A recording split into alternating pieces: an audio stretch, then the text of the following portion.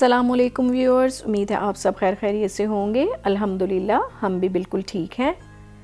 Gothenburg के जिस हिस्से में हम रहते हैं वो एक बहुत बड़े जजीरे हिसिंगन में वाक़या है और इस हिस्से को दूसरे हिस्सों से मिलाने के लिए पुल भी हैं, टनल्स भी हैं और इसके साथ साथ कश्ती का इंतज़ाम भी है। आज का व्लॉग ऐसी ही एक कश्ती के सफ़र के बारे में है जो आप मेरे साथ साथ करेंगे। ये स्क्रीन पर आप दो कश्तियों के नंबर्स भी देख सकते हैं और जिस जिस स्टॉप पर वो जाती हैं वो भी आप देख सकते हैं। ये दूसरी वाली मैंने नहीं ली थी क्योंकि ये सिर्फ 2 स्टॉप पर जाती है, तो मैंने पहली वाली कश्ती ली थी। आज के सफ़र का आगाज़ मैंने स्टेनपीरन से किया और ये जो स्टॉप है इसका नाम भी स्टेनपीरन है। वैसे तो जो कश्ती जिस बोट पर मैंने जाना है वो एक और स्टॉप से आती है, लेकिन मैंने सोचा कि मैं अपने सफ़र का आगाज़ यहाँ से करती हूँ और इख्तिताम उस पहले वाले स्टॉप पर करूँगी इंशाल्लाह। ये आप देख सकते हैं इसका व्यू यहाँ से पूरे एरिया का। वो सामने जो आप एक पत्थर ग्रीन सा देख रहे थे वो दरअसल दूसरी जंग अज़ीम के दौरान जो मल्ला तकरीबन 2000 मल्ला उसमें शिरकत के लिए यहाँ से गए थे, तो उनकी याद में वो मेमोरी ये बनाया गया, ये पत्थर जो यहाँ पर था।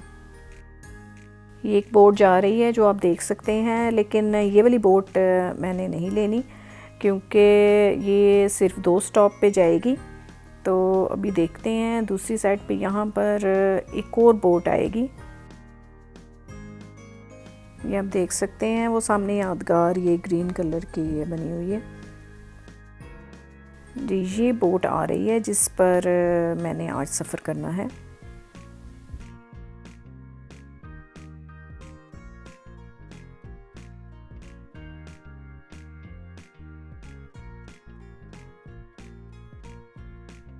इन बोट्स के अंदर ये साइकिल और बच्चों की बान वांग रखने की जगह भी होती है और बैठने के लिए भी बहुत अच्छी सीट्स होती हैं। ये बोट ज़्यादा देर नहीं रुकती, इसलिए आप देख सकते हैं जैसे ही हम ऊपर चढ़े हैं तो ये चलना स्टार्ट हो गई है। ये जो हमारी बोट है ये योता एल्व रिवर, ये जो दरिया है ये एक बहुत बड़ा, तो इसके अंदर से ये गुजरेगी और शहर को दोनों साइडों से आप यहाँ से देख सकते हैं। गोथनबर्ग का जो नाम है वो इसी दरिया के नाम पर रखा गया है। इसको स्वीडिश लैंग्वेज में योतेबोरी कहते हैं। ये आप देख सकते हैं और भी बोट्स हैं जो आ रही हैं और जा रही हैं। तो इस तरह जो लोग एक हिस्से से दूसरे हिस्से की तरफ जाना चाहते हैं तो उनके लिए सफ़र बहुत आसान हो जाता है। बस के ज़रिए भी वो जाते हैं, लेकिन जब वो ये बोट के ज़रिए जाते हैं तो इससे टाइम बहुत कम लगता है। ये बड़े बड़े जहाज़ भी आप रास्ते में देखेंगे जो कि स्टेना लाइन एक कंपनी है जिसके ये ज़्यादातर जहाज़ हैं यहाँ पर, और ये स्वीडन के अंदर भी जाते हैं और इसके अलावा ये शिप 1 डे का डेनमार्क भी जाता है और जर्मनी भी, और यूरोप के कुछ और मुल्कों में भी ये जाता है। जर्मनी जाने का तो अभी हमें इत्तेफाक नहीं हुआ, और लेकिन डेनमार्क का सफ़र जो है हमने काफ़ी दफ़ा किया है और बहुत इन्जॉय किया। कोरोना की वजह से ये 1-2 साल तो सफ़र नहीं हो सका। इंशाल्लाह उम्मीद है कि अब इस साल हम इसका सफ़र ज़रूर करेंगे।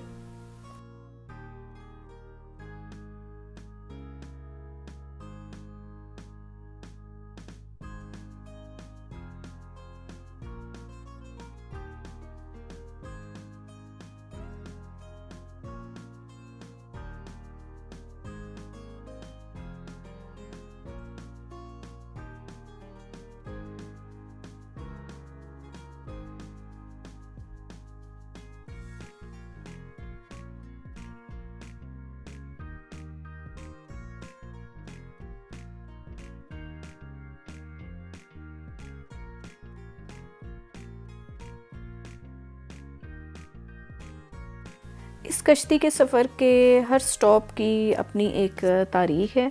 जैसा कि ये पहला स्टॉप अभी आया है, इसका नाम लिंडहोल्मन है। और यहाँ भी पुराने ज़माने में कश्तियाँ बनती थीं और कश्तियों का कोई शिप यार्ड था, लेकिन आजकल यहाँ पर इस वक्त बहुत सी कंपनीज़ के दफ्तर हैं और रिसर्च के इंस्टीट्यूट भी यहाँ पर बहुत से हैं। इसके अलावा बच्चों के बहुत से कॉलेजेस भी अब इस इलाके में बने हुए हैं।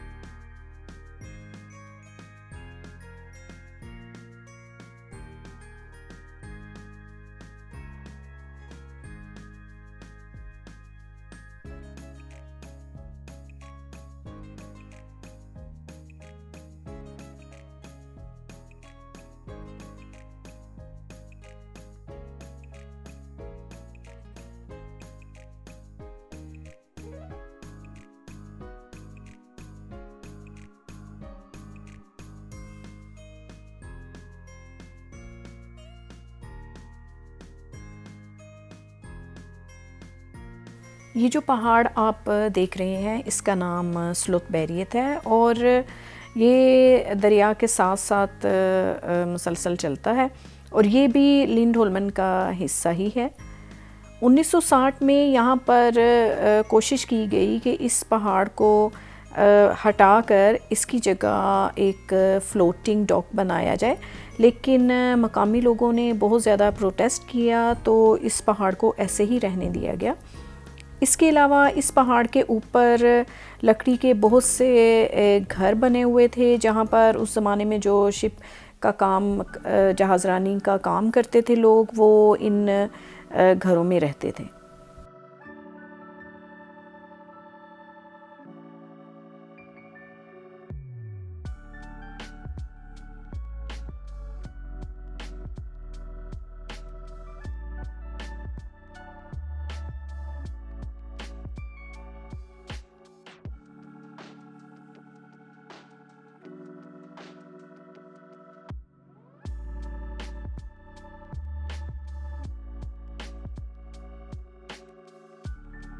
ये जो अगला स्टॉप हमारा आ रहा है उसका नाम एरिक्सबेरी है और इस यहाँ पर भी एक बहुत बड़ी कंपनी थी जिसने जहाज़ बनाने का यहाँ पर काम किया, लेकिन 1970 में कुछ क्राइसिस की वजह से उसे बंद कर दिया गया और अब यहाँ पर बहुत से कॉन्फ्रेंस के होटल्स हैं, रेस्टोरेंट हैं। इसके अलावा एरिक्सबेरी में चारों तरफ घर बने हुए हैं और लोग अपने घरों से, दफ्तरों से ये दरिया का बहुत खूबसूरत मंज़र देखते हैं।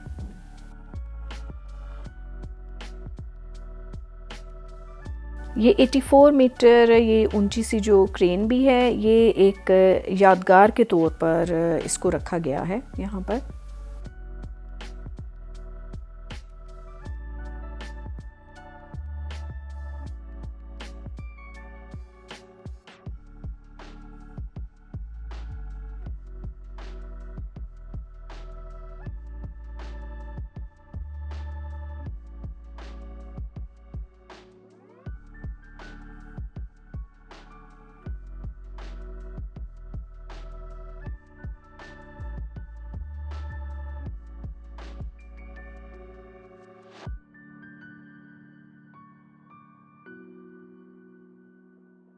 अब इस सफ़र का ये आखिरी स्टॉप आ रहा है जिसका नाम क्लिपन है, और इसकी भी बहुत ज़्यादा तारीख़ी अहमियत है क्योंकि हिसिंगन को दूसरे शहर के हिस्से से मिलाने के लिए जो पहली कश्ती है वो 16वीं सदी ईस्वी में यहीं से चलाई गई थी। इसके अलावा यहाँ पर ग्लास वर्क्स का और फाउंड्रीज का भी बहुत ज़्यादा काम होता था उस ज़माने में। आजकल क्लिपन को यहाँ पर कल्चरल हेरिटेज सेंटर का दर्जा दिया गया है और यहाँ पर बहुत से काफ़े और होटल वगैरह हैं।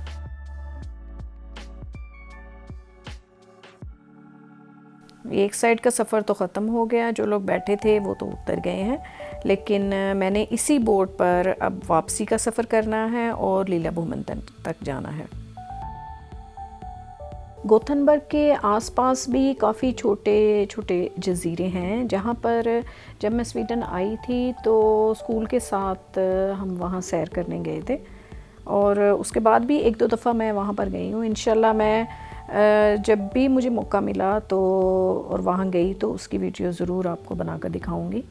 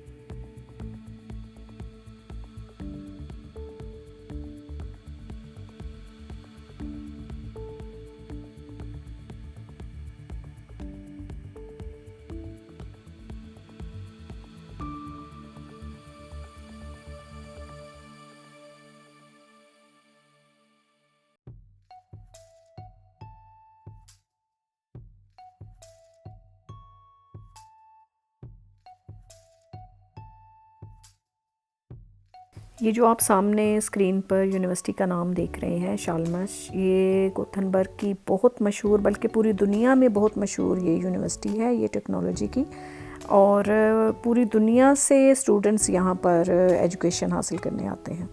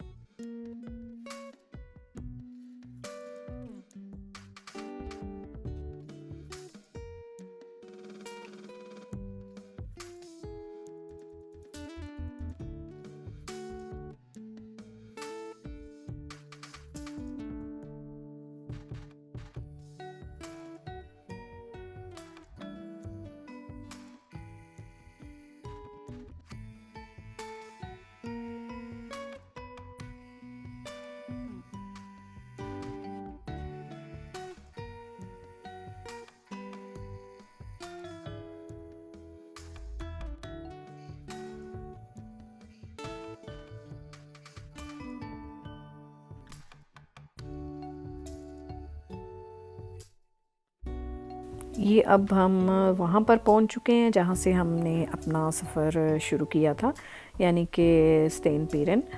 और ये आप देख सकते हैं, ये समंदर से इस पूरे एरिए का व्यू बहुत खूबसूरत लग रहा है माशाल्लाह। अब यहाँ से बोट निकली है और इसका रुख आखिरी स्टॉप की तरफ है, जिसका नाम लीला बुमन है।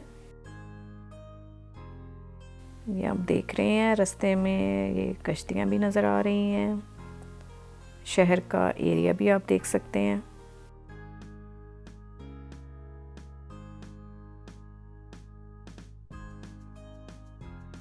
वो जो सामने आपको रेड एक ऊंची सी बिल्डिंग नज़र आ रही है, वहाँ तक ये कश्ती जाएगी और वही इसका आखिरी स्टॉप है। इस बिल्डिंग को लिपस्टिक भी यहाँ पर कहते हैं।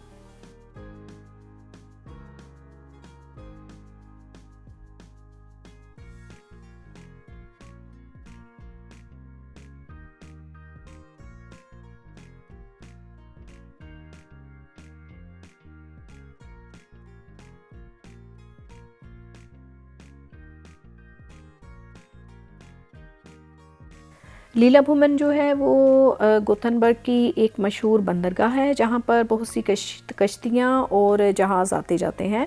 और इसके अलावा यहाँ पर कार्गो का सामान भी आता जाता है।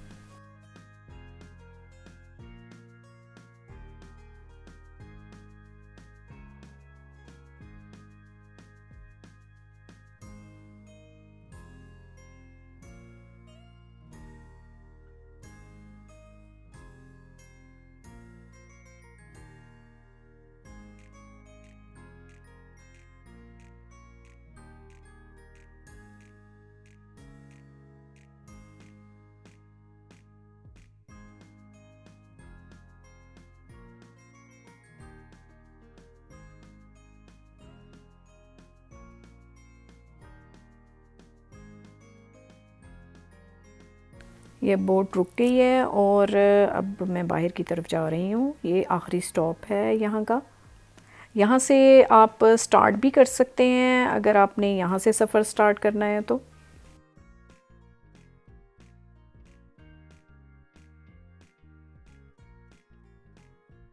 इस एरिए के पास ही वो जगह है जहाँ से मैंने अपने घर जाने के लिए बस लेनी है। और यहाँ पर साथ ही एक बहुत बड़ा शॉपिंग सेंटर भी है शहर का।